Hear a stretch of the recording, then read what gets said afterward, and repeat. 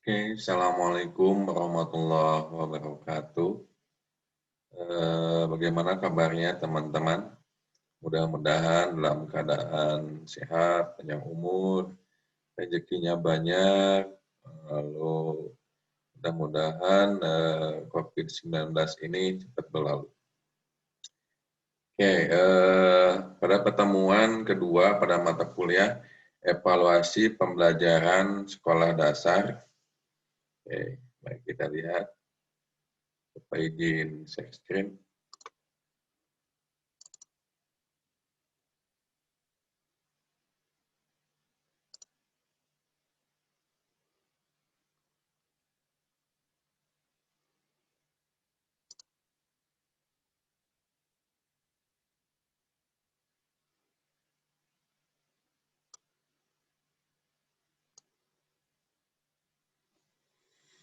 Data-data yang sudah Bapak tampilkan di Moodle kelas masing-masing tentang evaluasi pembelajaran sekolah dasar.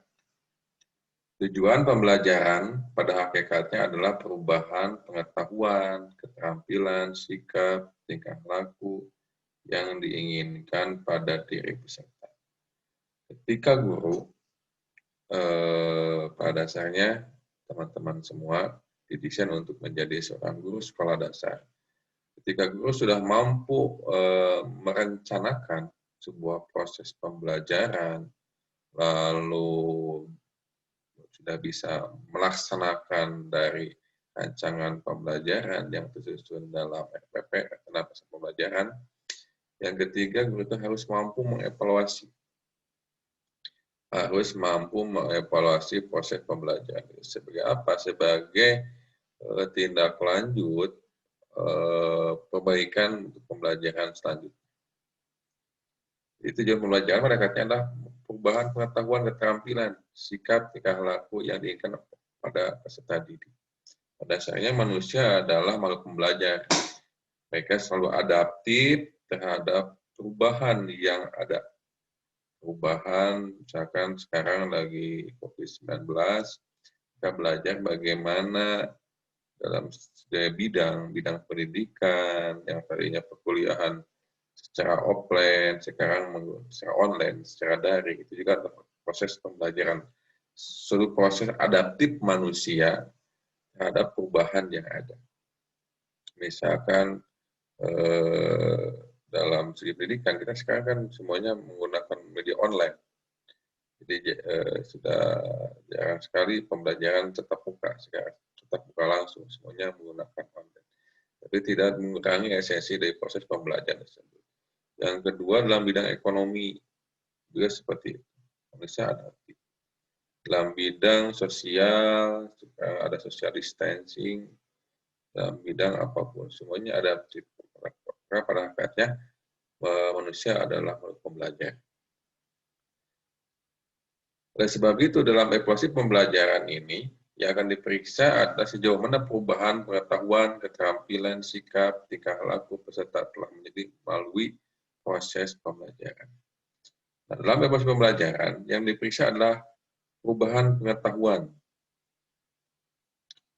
Pengetahuan adalah segala sesuatu yang didapat oleh siswa atau mahasiswa atau pembelajar yang dia dapat dari proses membaca, proses pengalaman, apa yang dia dengar, apa yang dia alami, seperti itu. Keterampilan yang dia dapat, lalu sikap, tingkah laku saat didik telah menjadi suatu proses pembelajaran. Pengetahuan dan sikap, sesuatu yang kalau menurut Bapak, pengetahuan itu sesuatu yang mudah untuk berubah. Misalkan ketika Bapak mengajarkan kepada kalian tentang proses perkalian, misalkan ilmu perkalian 4 kali 3, 12, atau 5 kali 4, 20. Itu adalah proses pengalaman yang diberikan oleh Bapak. Tetapi sikap adalah sesuatu yang sulit untuk berubah. Seperti disiplinan, tingkah laku, sesuatu yang memang lama untuk berubah. Akan Bapak ajarkan kepada kalian untuk disiplinan dalam proses pembelajaran daring. Itu akan memerlukan proses yang lama. Seperti itu. Makanya kita sebagai pendidik, di samping kita memberikan pengetahuan, keterampilan, kita juga harus memberikan sikap dan tingkah laku. Suatu contoh yang baik terhadap anak didik kita. Dengan mengetahui tercapai tidaknya tujuan pembelajaran, akan dapat diambil tindakan perbaikan proses pembelajaran baik secara baik terhadap peserta, misalnya apakah perlu diadakan bimbingan dan bantuan belajar lainnya, maupun aspek-aspek lain yang berpengaruh dalam proses pembelajaran. Dengan adanya evaluasi, kita akan mengetahui aspek-aspek apa saja yang masih kurang dalam proses pembelajaran kita. Apakah evaluasi terhadap gurunya sendiri sebagai pengajarnya? Apa evaluasi rancangan pembelajarannya? Apakah evaluasi terhadap siswanya? Nanti bisa dilihat seperti itu. Apakah perlu diadakannya bimbingan belajar, bantuan belajar bagi siswa di luar jam kelas, seperti itu menjadi sebuah evaluasi. Apakah dari gurunya juga bisa dievaluasi, apakah ada kesalahan konsep materi, seperti itu. Apakah ada kesalahan dalam intonasi pelafalan, apakah ada kesalahan dalam perangkat pembelajaran, apakah ada kesalahan dari siswa, kedisiplinannya juga, apa perlu ada bantuan belajar lainnya. Nah, itu salah satu feedback dari evaluasi pembelajaran. Supaya apa? Supaya si pembelajaran yang selanjutnya lebih baik daripada pembelajaran yang sebelumnya. Itu salah satu proses kedinamisan dalam proses pembelajaran.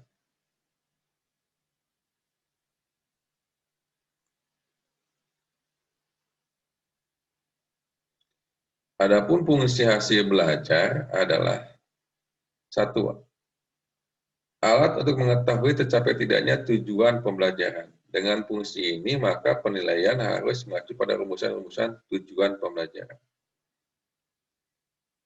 Yang kedua, umpan balik bagi perbaikan proses pembelajaran. Perbaikan mungkin dilakukan dengan hal tujuan pembelajaran, kegiatan pembelajaran, strategi pembelajaran, dan lain-lain. Jadi ketika guru memberikan tes, baik itu bentuk pretest atau post-test. Pretest itu adalah kita memberikan soal sejauh mana kemampuan siswa sebelum diberikan proses pembelajaran. Nah, nanti ketika sudah melakukan proses pembelajaran, berikan post-test. Sejauh mana capaian. Dari hasil pretest dan post-test itu akan mendapatkan hasil belajar. Nah, fungsinya dari hasil belajar itu adalah untuk mengetahui tercapai tidaknya tujuan pembelajaran. Dalam proses pembelajaran pasti ada hal-hal yang akan dicapai. Nah, ketika si instrumen itu diberikan, tes itu diberikan, tercapai atau tidak. Seperti itu. Yang kedua, sebagai feedback, umpan balik, perbaikan proses pembelajaran. Apakah yang harus diperbaikinya adalah kegiatan pembelajarannya, strategi pembelajaran, dan yang akan diketahui dari hasil pemberian tes tersebut. Yang ketiga, dasar dalam menyusun laporan kemajuan hasil belajar peserta. Dalam laporan tersebut akan tergambar kemajuan belajar peserta dalam berbagai aspek yang dinilai. Nah, ketika si tes itu sudah diberikan dan adanya hasil belajar, akan terbentuk suatu laporan perkembangan. Dan dari segi kognitif, kawannya afektif, psikomotornya, dapat kita pantau apakah siswa itu berkembang secara normal atau tidak. Ada mungkin ada yang proses pembelajarannya cepat, ada yang proses pembelajarannya sedang, ada yang proses pembelajarannya lambat, seperti itu. Nah, itu harus menjadi sebuah perhatian oleh seorang guru untuk mampu mengakomodir kemampuan siswa yang belajarnya cepat, yang sedang, yang lambat. Mungkin bagi yang lambat, proses pembelajarannya, proses penerimaan informasi yang diberikan oleh guru bisa diberikan bimbingan belajar di luar jam pembelajaran. sebagai yang cepat bisa memberikan arahan sesuai dengan kemampuan.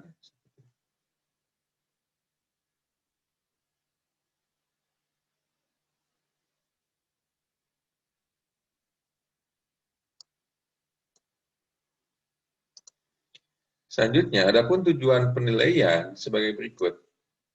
Mendeskripsikan kecakapan belajar peserta sehingga dapat diketahui kelebihan dan kekurangannya dalam berbagai aspek.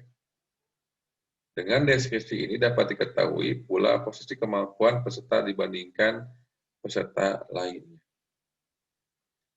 Yang kedua, mengetahui keberhasilan proses pembelajaran, yakni mengetahui sejauh mana perubahan pengetahuan, sikap, keterampilan peserta sehingga akan dapat mendukung peningkatan kinerja. Yang nomor A, ada yang disebut kemampuan awal. Kemampuan awal itu adalah pemberian tes kepada siswa dan memberikan informasi kepada guru posisi siswa itu pada posisi mana, seperti itu. Apakah kemampuannya tinggi atau sedang atau rendah pada proses sebelum melakukan pembelajaran. Nah, maka tujuan penilaian itu seperti itu. Jadi kita bisa mengakomodir kembali lagi mana siswa yang kemampuan awalnya sudah bagus, sedang, atau rendah.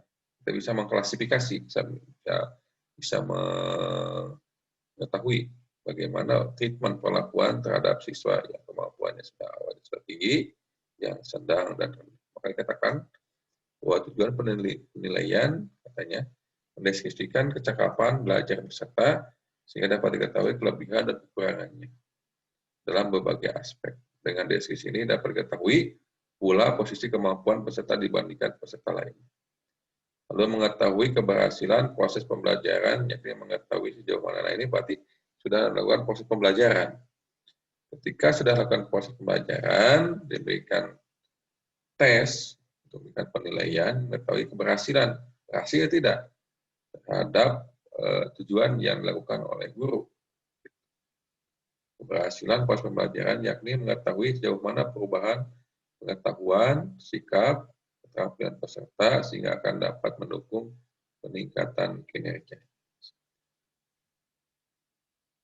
Selanjutnya, menentukan tindak lanjut hasil penelitian. Mungkin di sini guru sedang melakukan penelitian, mungkin ya, mengevaluasi sekaligus melakukan penelitian. Yakni melakukan perbaikan dan penyempurnaan dalam hal program dikat serta strategi pelaksanaannya. Kegagalan peserta dalam proses pembelajaran perlu diteliti dan dinilai. Hal ini belum tentu disebabkan karena ketidakmampuan peserta, namun bisa juga disebabkan karena strategi yang kurang tepat, karena sarana dan prasarana yang belum mendukung, metode pembelajaran yang kurang tepat, dan sebagainya. Nah, ketika si proses pembelajaran itu tidak berhasil, nah itu menjadi sebuah temuan. Kenapa si proses pembelajaran tidak berhasil? Apakah faktor dari gurunya, atau faktor dari siswanya, atau dari metode pembelajarannya, atau dari sarana prasarana?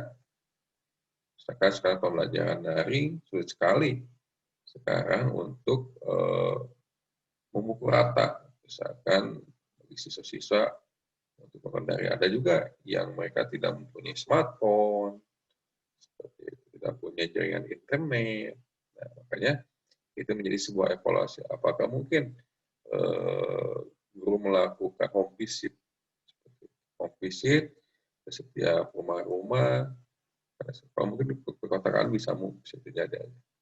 Kalau di perkotaan memudahkan karena perkotaan jaringan internet bagus, ketersediaan smartphone ada. Kalau di pelosok-pelosok itu sulit. Nah, itu juga mungkin karena sarana prasarana. Strateginya, nah banyak sekali temuan ketika itu. Ya. Makanya instrumen-instrumen non-tes, wawancara, observasi, angket dikeluarkan biasanya ketika misalkan pembelajarannya tidak berhasil. Banyak sekali ilmu yang akan kita gali ketika si pembelajaran tidak berhasil dengan proses wawancara, observasi, lalu angket, seperti itu. Banyak yang akan kita instrumennya, alatnya nanti akan digunakan. Selanjutnya memberikan pertanggungjawaban dari penyelenggara kepada stakeholder. Dalam proses pembelajaran banyak sekali pihak-pihak yang terkait. Nah, ketika evaluasi pembelajaran sudah dapat hasilnya, dapat sebuah laporan kepada orang-orang yang terkait, kepada dinas pendidikannya, kepada kepala sekolah, guru, kepada komite sekolah, kepada siswanya, kepada semuanya. Jadi sebuah laporan jika proses pembelajaran berhasil atau tidak.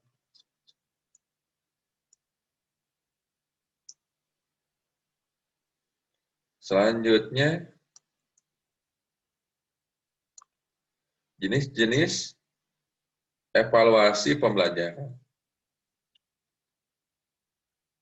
Fungsi masing-masing jenis penilaian.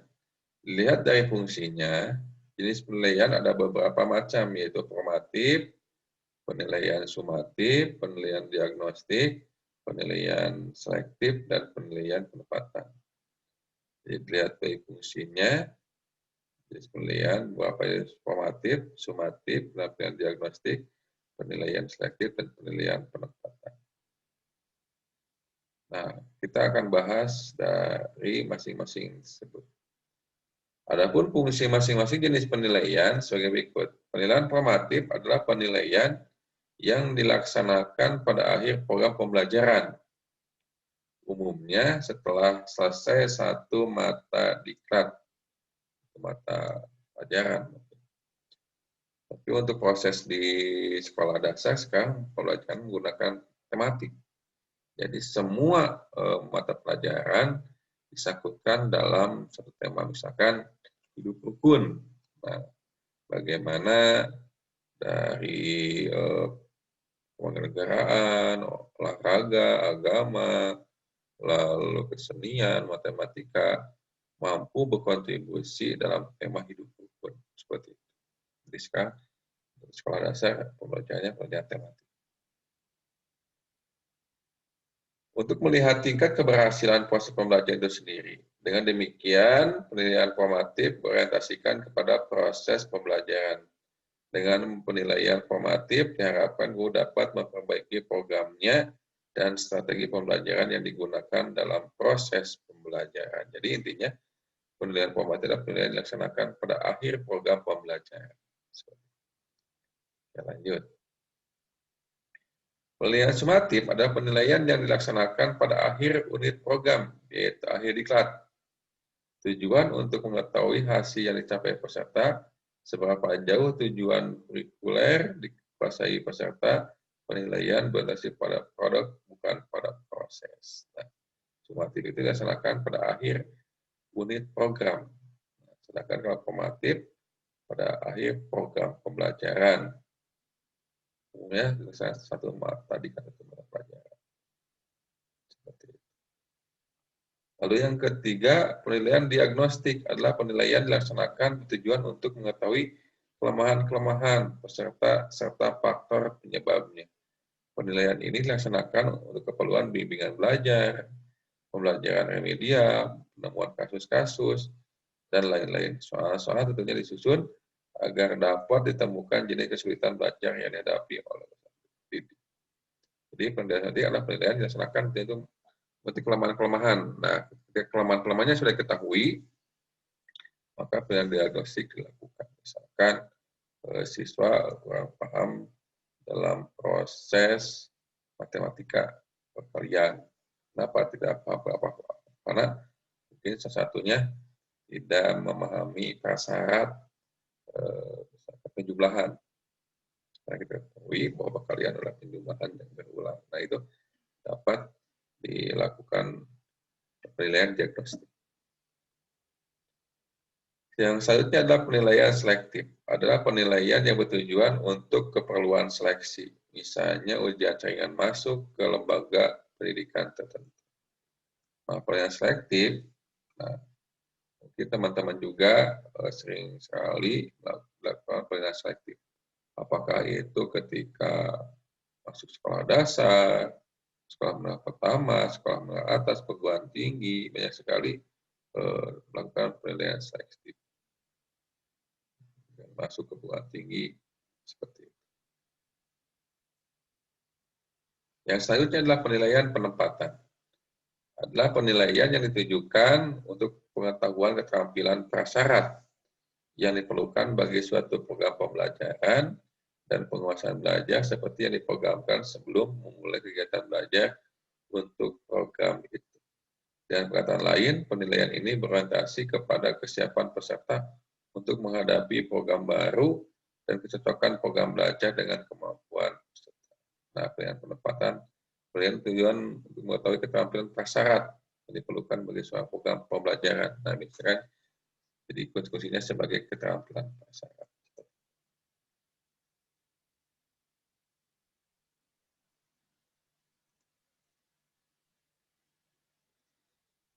Fungsi masing-masing alat penilaian. Sedangkan bila ini udah berapa menit ya?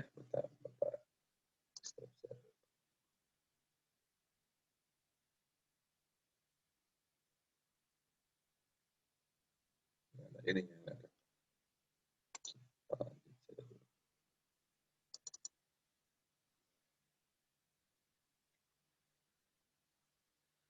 fungsi masing-masing alat penilaian. Sedangkan bila dilihat dari segi alatnya, penilaian hasil belajar dapat dibedakan di tes dan non-tes.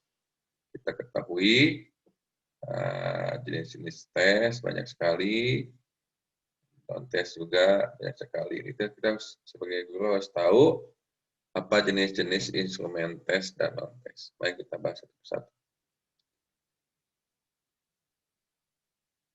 Nah, jenis instrumen tes ada 3, yaitu tes lisan, yaitu tes yang menuntut jawaban secara lisan, meliputi tes lisan secara individual, tes lisan secara kelompok.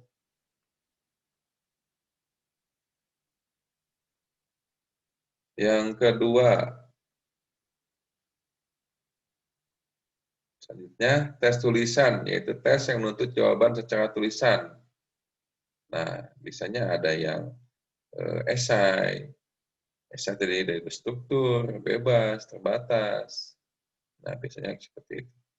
Objektif, ada juga tulisan yang objektif benar salah, menjodohkan, isian pendek, pilihan ganda. Nah, pilihan ganda masuk kepada jenis tes. Tesnya bersifat objektif. Tes tindakan yaitu tes yang menuntut jawaban dalam bentuk perbuatan, meliputi tes individual dan tes kelompok. Nah, itu adalah keluarga tes. Nah, jadi kita ketahui esai, PG,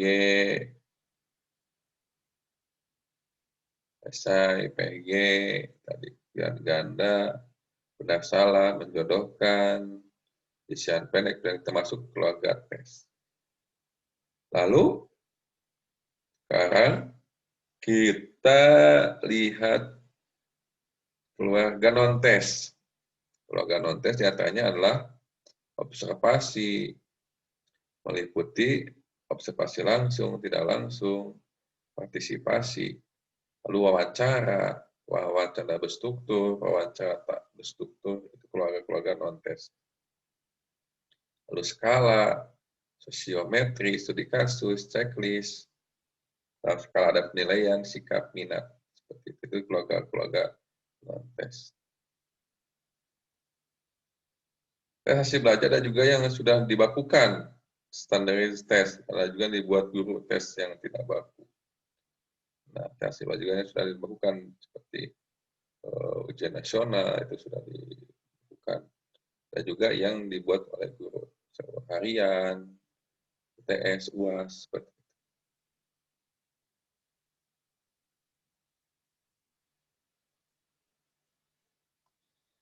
Prinsip penilaian hasil belajar. Adapun prinsip penilaian yang dimaksudkan antara lain adalah dalam menilai hasil belajar hendaknya dirancang sedemikian rupa sehingga jelas abilitas yang harus dinilai, materi penilaian, alat penilaian. Jadi dalam penilaian hasil belajar harus jelas validitas, reliabilitas, kevalidannya, reliabilitas dalam waktu. Seperti itu. bedanya mampu membedakan mana siswa tinggi sedang rendah. Seperti itu. Materi penilaian, alat penilaian, interpretasi hasil penilaian, sebagai patokan atau rambu-rambu dalam merancang penilaian hasil belajar yang berlaku dan bahan ajar yang digunakan. Dalam kurikulum hendaknya diberikan tujuan-tujuan kurikuler dan tujuan pembelajaran, kompetensi indikator, basilan, materi pokok, ruang lingkup, dan penyusunan serta pedoman pelaksanaannya.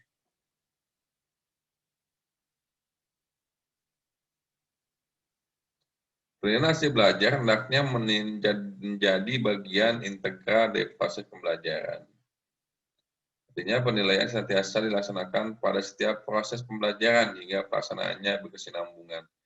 Tidak proses pembelajaran tanpa penilaian. Hendaknya dijadikan semboyan bagi setiap guru. Prinsip ini mengisyaratkan pentingnya penilaian formatif sehingga dapat bermanfaat bagi peserta maupun bagi guru.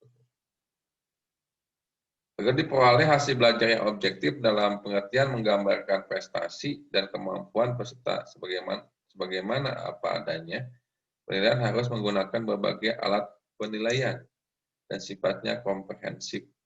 Dengan sifat komprehensif dimaksudkan untuk menilai abilitasnya tidak hanya aspek kognitif tapi afektif, psikomotor. Demikian pula dalam menilai aspek kognitif sebaiknya dicakup semua aspek yakni pengetahuan, pemahaman, aplikasi, analisis, sintesis, evaluasi, assessment. Ya jelas sekali bahwa dalam proses penilaian kita harus mengikuti kemampuannya, sifatnya, psikomotornya, gitu. Di bagian aspek kita analisis. Nah, penilaian hasil belajar hendaknya diikuti dengan tindak lanjut. Nah, ketika kita sudah dapat hasil belajar, tindak lanjutnya apa yang akan kita treatmentkan kepada siswa? Data hasil penilaian sangat bermanfaat bagi guru maupun bagi peserta. Oleh karena itu, perlu dicatat secara teratur dalam catatan khusus mengenai kemampuan peserta. Demikian juga data hasil penilaian harus dapat ditafsirkan sehingga guru dapat memahami prestasi dan kemampuannya. Bahkan, jika mungkin guru dapat meramalkan prestasi peserta. Hasil penilaian juga hendaknya dapat dijadikan bahan untuk menyempurnakan program pembelajaran, membimbing peserta dalam belajar, lebih jauh lagi dapat dijadikan dasar untuk penyempurnaan bahan ajar. Nah, ini prosedur penilaian hasil belajar. Prosedur penilaian hasil belajar. Dalam melaksanakan penilaian proses pembelajaran, ada beberapa langkah prosedur. Merumuskan atau mempertegas tujuan-tujuan pembelajaran. Nah, biasanya ada tujuan pembelajaran di rancangan RPP biasanya sudah ada tujuan-tujuan pembelajaran. Mengingat fungsi penilaian hasil belajar adalah mengukur tercapai tidaknya tujuan pembelajaran, maka perlu dilakukan upaya mempertegas tujuan pembelajaran sehingga dapat memberikan arah terhadap penyusunan alat penilaian. Kedua, mengkaji kembali materi pembelajaran berdasarkan kurikulum dan silabus mata pelajaran. Hal ini penting mengingat tes atau pertanyaan penilaian berkenaan dengan bahan pembelajaran yang diberikan, penguasaan materi sesuai dengan tujuan pembelajaran merupakan isi dan sasaran penilaian hasil belajar. Menyusun alat-alat penilaian. Nah, kita sudah jelaskan tadi ada penilaian bentuk tes itu esai, pilihan ganda, benar salah, lalu ada yang non-tes, wawancara, observasi, itu jenis non-tes. Instrumen itu alat untuk evaluasi. Baik tes maupun non-tes yang sudah digunakan dalam menilai jenis-jenis tingkah laku yang tergambar dalam tujuan pembelajaran. Dalam menyusun alat penilaian, hendaknya diperhatikan kaidah-kaidah penulisan soal. Belum menggunakan hasil penilaian sesuai dengan tujuan penilaian tersebut, yakni untuk kepentingan pendeskripsian kemampuan peserta, kepentingan perbaikan proses pembelajaran, kepentingan bimbingan belajar, maupun kepentingan laporan tanggung jawab. Dalam penyusunan alat-alat penilaian ada beberapa langkah yang harus ditempuh, yakni Mungkin sampai sini dulu aja ya, mungkin ya cukup ya. Nah, jadi kita ketahui dalam evaluasi intinya, dalam evaluasi pembelajaran kita akan melakukan proses pembelajaran supaya lebih baik. Apakah proses pembelajaran dengan baik, lebih baik itu dalam prosesnya, siswanya, regonya, dari sarana prasarananya, banyak aspek yang kita dapat evaluasi. Jadi untuk pertemuan sekarang segitu dulu. Nanti silakan teman-teman untuk melakukan diskusi, ada tugas, silakan sesuaikan dengan di muda yang sudah. Terima kasih atas perhatiannya, mudah-mudahan punya bermanfaat. Assalamualaikum warahmatullahi wabarakatuh.